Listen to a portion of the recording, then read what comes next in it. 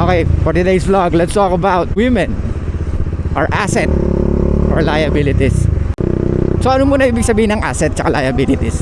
Napakasimple lang. Asset is giving value or giving more value as time goes by. Liabilities is something na utang, possession, yung mga ganun, or binabayaran mo tapos maliit lang yung value na nakukuha mo. That's liabilities.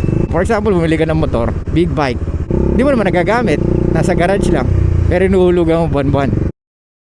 Kumbaga, sinabi mo service pero hindi mo naman ginagawa ang service. Kasi nanghinayang kang gamitin big bike, tapos sa service ko lang. So, kung may girlfriend ka, lumalaki ba gastos mo? Nakakaipon ka ba? O hindi? Ikaw makakasagot dyan, Brad. Of course, most women are liabilities. Especially those women na hindi nagpo-provide ng any value sa buhay mo.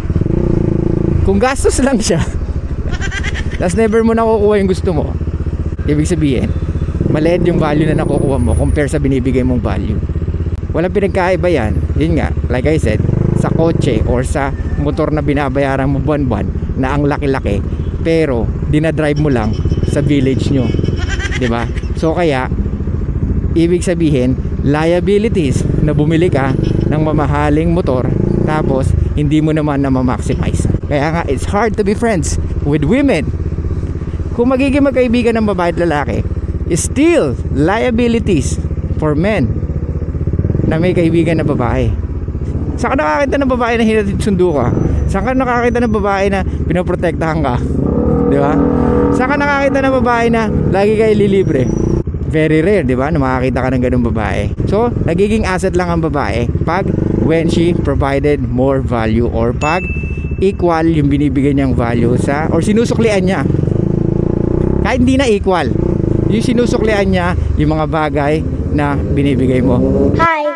So, paano nagiging asset ng isang babae? So, since sinasabi natin most women are liabilities, dahil ngayon nga, magastos yan, bibili mo ng gifts every monthsary, every birthday, Pasko, Valentine's Day, lahat yan, bibigay mo sa kanya yan, anniversary, di ba? Tapos, every week, nood sine or maybe kain sa labas. So, talagang lahat yan, puro palabas. Tandaan mo, women are extractor by nature. They will extract everything from us. Energy, time, money, resources. Kung ano yung meron tayo na pwede nila makuha sa atin, they will get it from us. Diba? And that's the truth.